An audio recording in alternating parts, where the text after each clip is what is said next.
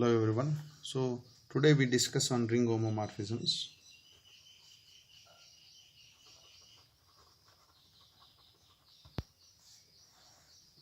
And what's an isomorphism? However, we are familiar with the group homomorphisms, but in group we had only one operation. Here we have two operations. So the definition goes in this way. Here, if R and S are any two rings, a mapping F from R to S is said to be an homomorphism if f of A plus B is f of A plus f of B, f of A into B is f of A, f of B. So here both conditions should hold, that is with respect to addition as well as with respect to multiplication. Then we say that it's a homomorphism. So it has two operations. Since it preserves two operations, we are considering both the cases. Whereas in group theory just we considered one, either it is additive or else it is multiplicative. But here we consider both. Is it clear? Okay. Then what is an isomorphism? See.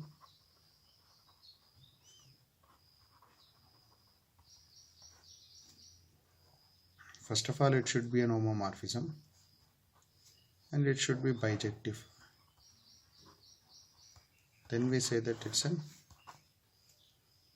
isomorphism. If we can establish an isomorphism between R and S, then we say R is isomorphic to S. In the sense, R and S are algebraically identical. There is no difference if we just think about properties, algebraic properties of R as well as S. They are one and the same. So now we will introduce one more definition called embedding. So what is an embedding? See, for an embedding, the same. It's between two rings, R and S. It should be an homomorphism.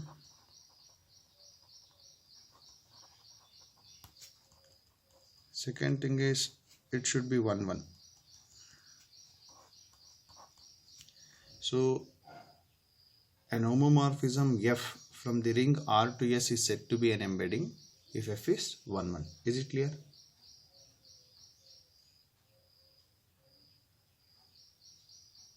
And next thing is we have some standard theorems to prove how to embed an integral domain into a field. Else an integral domain, can it be always embedded into a field? We will just think about all such things in the later class, not very soon. Here we state a few propositions and we discuss these things in group theory. Same idea we can expand and we can think about this. We will try to prove one or two. The remaining is left as exercise. See, first thing is, if I have a ring homomorphism between two rings R and S, zero element will always is there in R. You can find always a zero element because it's an additive group with respect to addition. In fact, it's an abelian group with respect to addition. So zero element will be always, it is there. Let me say it is 0R. Once I map 0R means it's an zero element with respect to in the ring R. If I map this, it will go to identity element of the second ring. I just say 0S. Is it clear? However, here I mention f of 0. See, f of 0 means 0 should be here. Then once I define a rule, it will carry to S. So this is the identity element of S. or else zero element of S. Second thing is f of NA is n times f of A, and f of A to the power n is f of A whole power n, where A is in R, the ring R, and n is a natural number.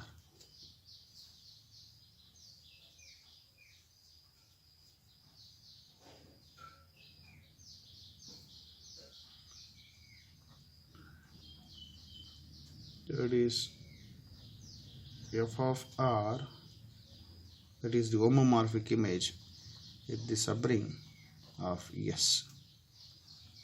Fourth is if R has the identity 1, let me say 1R, then f of 1R is the identity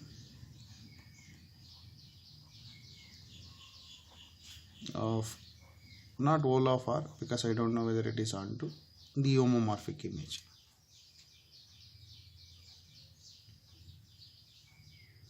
If f is onto, you can say if f is onto, then f of 1R is the identity of whole of S, since it is onto. You can easily visualize this. If R is commutative,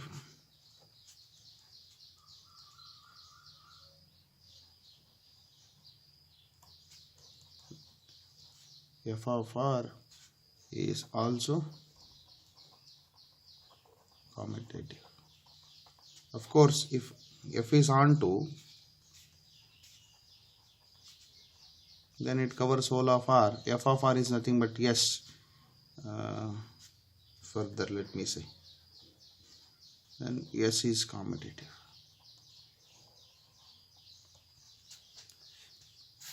You can visualize these things since we studied homomorphism in the group theory. Same thing will carry. You see, the first thing is zero element will be mapped to zero element. This you can show f of NA is n times f of A. See, let me assume, or else let me prove this first. F of 0 is 0. It is zero element is mapped to 0. How to show this? Let me say zero element is here and it is mapped to some element, let me say A. That is, let me say f of 0 is A. Then what is f of 0 plus 0? It is, since it's an homomorphism, it is f of 0 plus f of 0. It is A plus A. But what is this? 0 plus 0 is f of 0. Then what is f of 0? A equals to A plus A. This implies A minus A will be, if I take this, it is A minus A is A. This implies 0 is A. So what is this? This is a 0 element. Where it is 0 element, once I applied the map, everything was here. It is shifted to S. So it is nothing but the 0 element of S. So that's what I said. You can think about in this way. Because if you have same ring, for example, if you have reals, 0 element will be same 0. If you have integers, 0 element will be 0. But whereas if you are dealing with some matrices, 0 element will be null matrix. Then we need to think. That's why in order to specify them, I just mentioned 0R, 0S, that's all. It's just a notation. You can easily get used to it. You can prove second one also, undoubtedly. F of NA is n times f of A. This you can show. See, what is f of A? Let me say, or else f of 2A. It is f of A plus A. So it is f of A plus f of A. It is nothing but twice f of A. Similarly, what is f of 3A? It is f of A plus A plus A. So it is f of A plus f of A plus f of a. It is nothing but thrice f of a. By induction you can say f of n is n times f of a. Similarly, what is f of a power n? So this also same way. F of a power n is f of a into a n times. But since it's an homomorphism, I have the luxury to write, to split those things. So it is n times, so f of a whole power n. That's what it had given here. And here homomorphic image is a subring. You can prove this.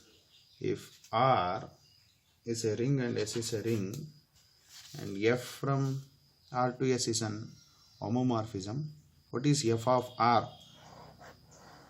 F of R is the homomorphic image. Moment. See, f of R is, you can visualize in this way.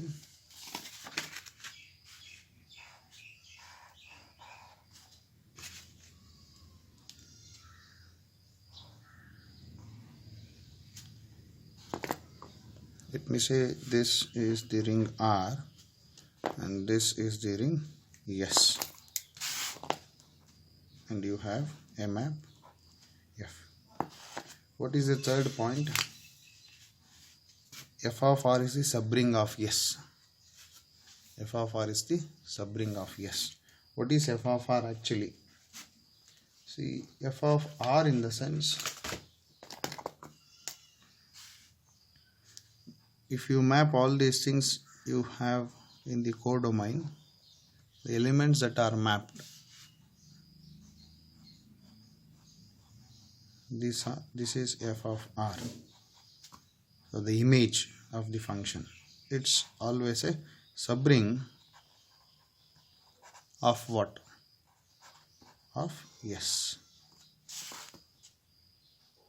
And this, what else I denoted in orange color, it is nothing but homomorphic image. It is f of R. Then see, if f is onto means none of the element of the codomain are missed. Every fellow are have the pre-image.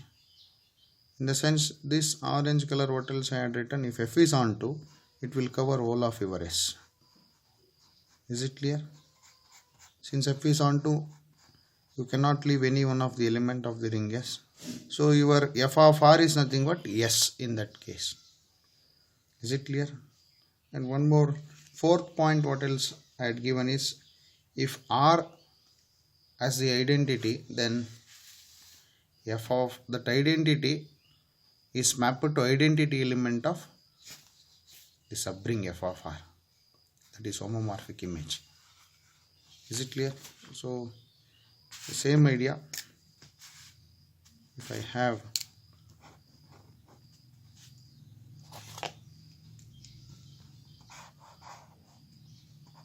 R and this is S and this the map F, and if this is f of R, that is homomorphic image, then I have the identity element 1R here.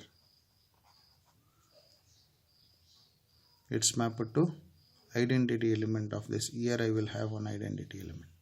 This will be mapped to this. Is it clear?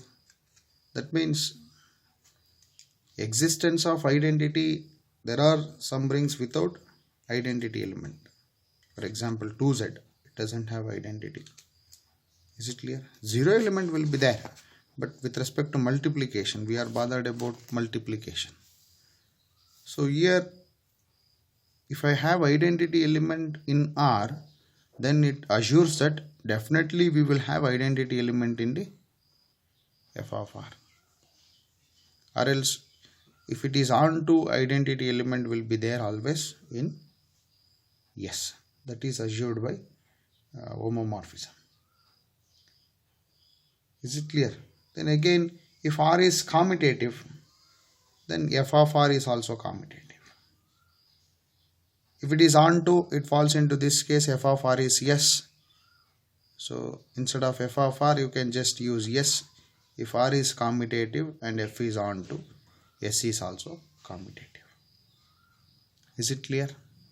And prove this, and you try to prove these things.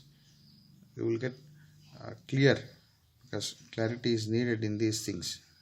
You can refer the references given and you can just look into those things. Moving on, the 6th point, what else we can think about is, if A is a subring of the ring R,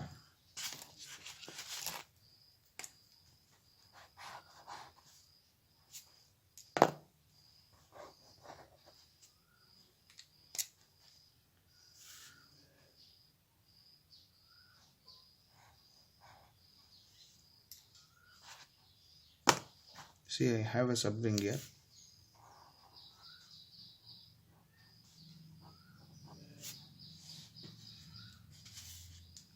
It's a subring of the ring R.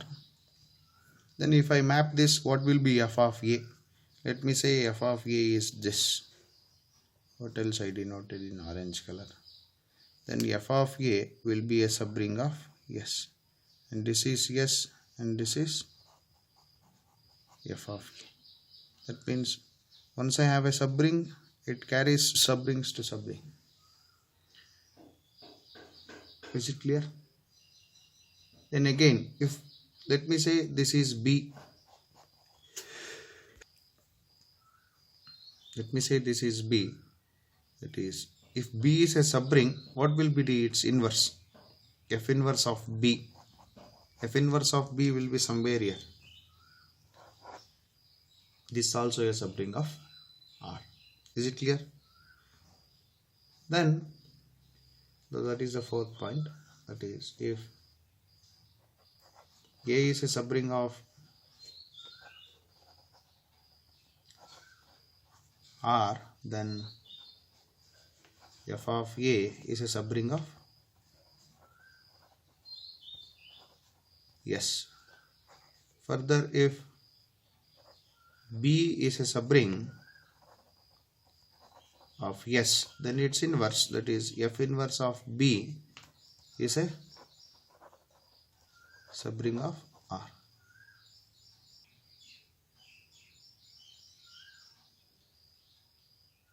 Again, 7th point is, composition is also an homomorphism. That is, if R and S and T are ring homomorphisms, this is R and this is S and T, it's F, let me say this is G, then G composition F is also an ring homomorphism. Is it clear?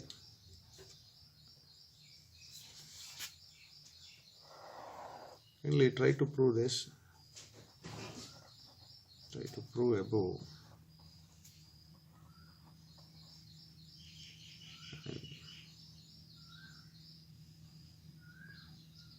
You can take this as an assignment questions. It's better. If you have any doubts, you can just post them and we will rectify them then and there. Next is, we'll try to give some examples. What are some standard homomorphisms that we can think about? See, for any ring R, the identity map and the zero maps are always ring homomorphisms. Identity map in the sense, so you take the ring R itself, same ring R.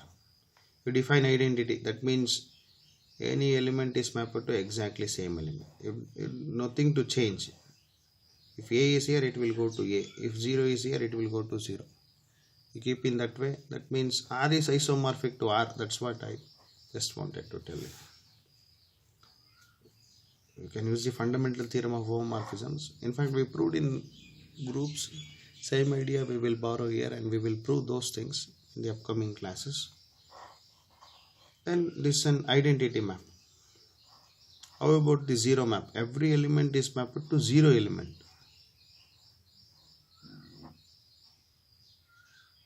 Then it's also, that is zero map is also an homomorphism. Here we will have kernel is all of R, it is isomorphic to 0. Here the kernel is 0, it is isomorphic to R. Is it clear?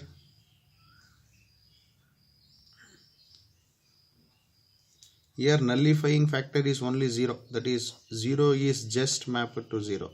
That means 0 attracts only one element. That's why I had written here. But here how many elements does 0 attracts? 0 attracts every element. That's what R is here. Is it clear? If every element are attracted towards 0, then nothing is left, only I left with 0. Second example is, that is this an identity map and this an zero map. Let me think about the next example.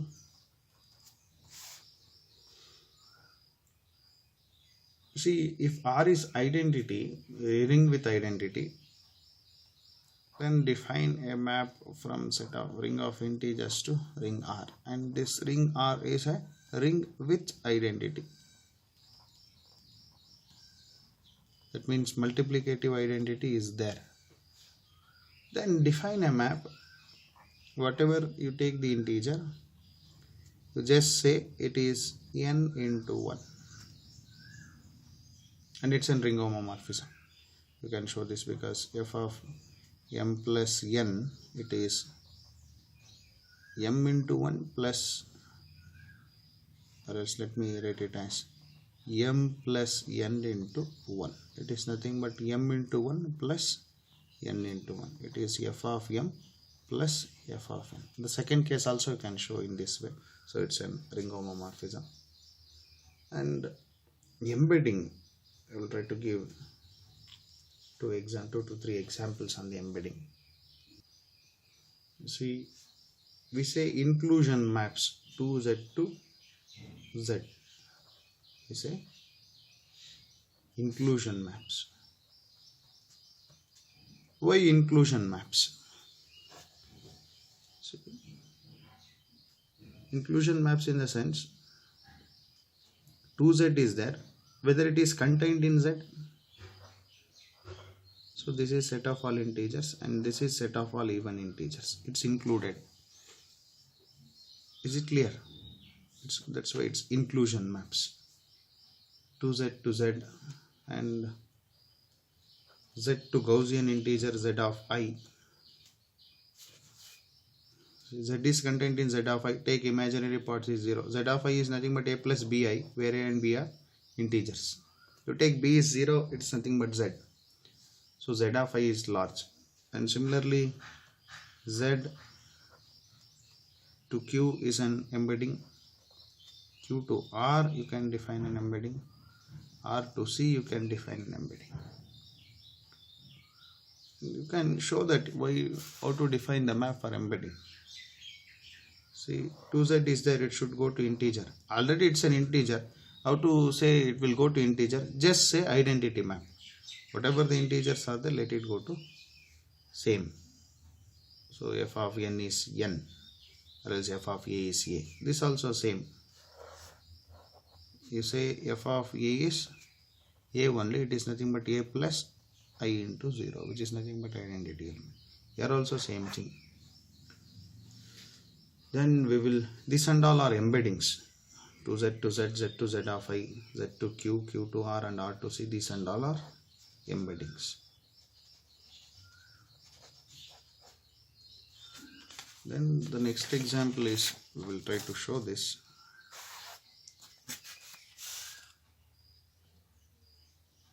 See, the ring R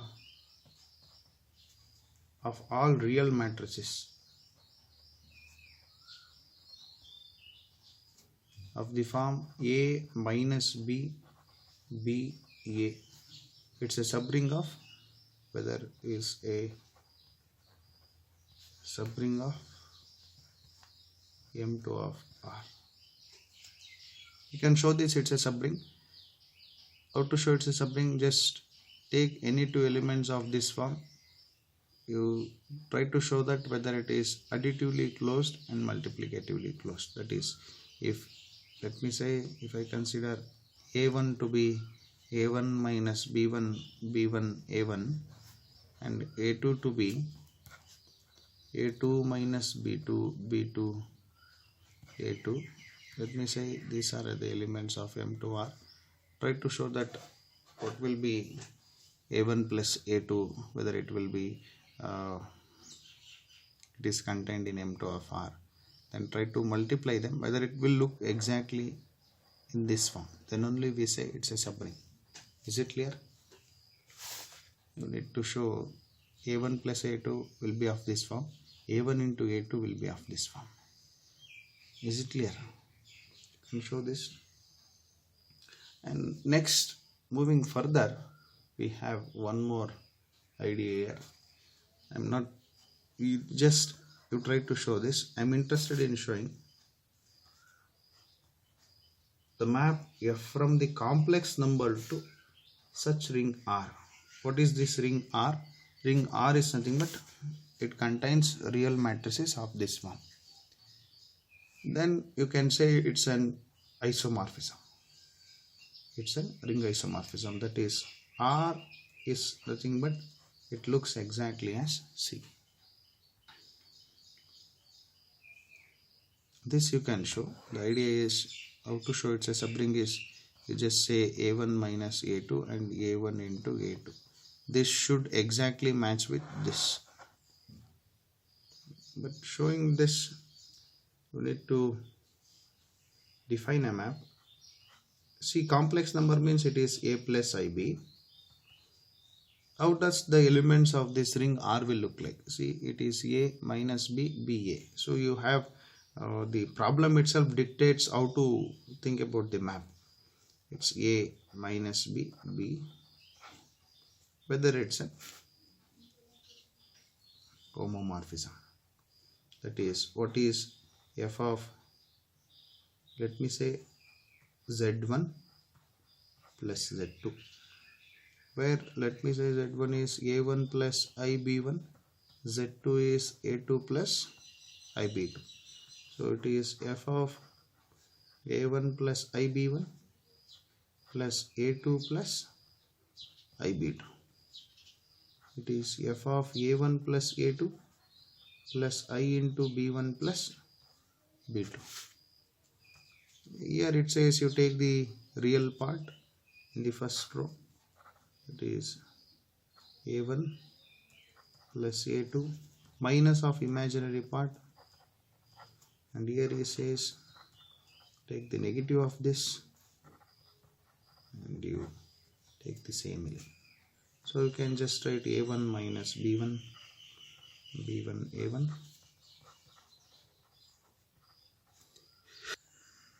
B1 B2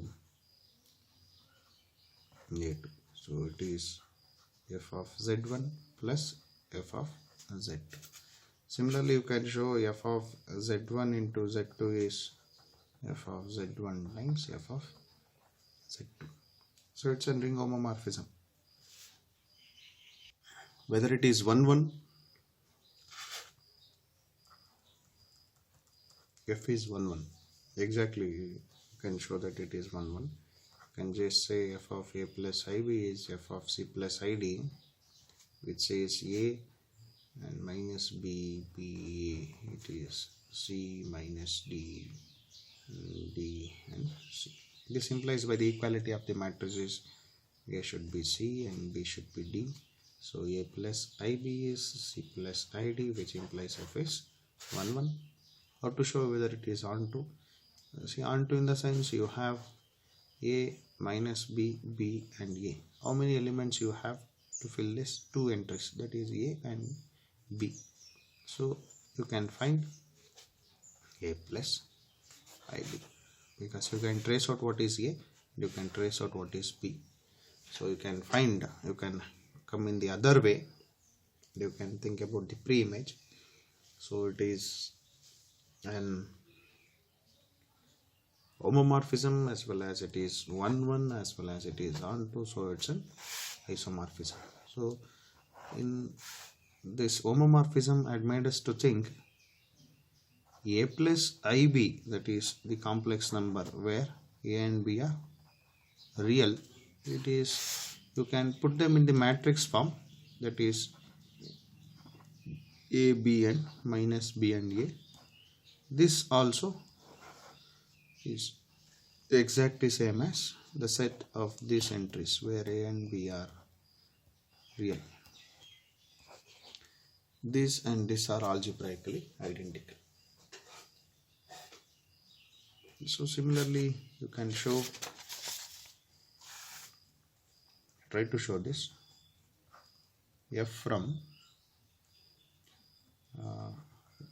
C to C defined by f of a plus ib is a minus ib, that is f of z is z bar, is an homomorphism. In fact, it's an isomorphism. Okay, try to show that it's an isomorphism. We will discuss few more concepts on this homomorphism and some observations we can make. We will try to show this in the next class. Thank you.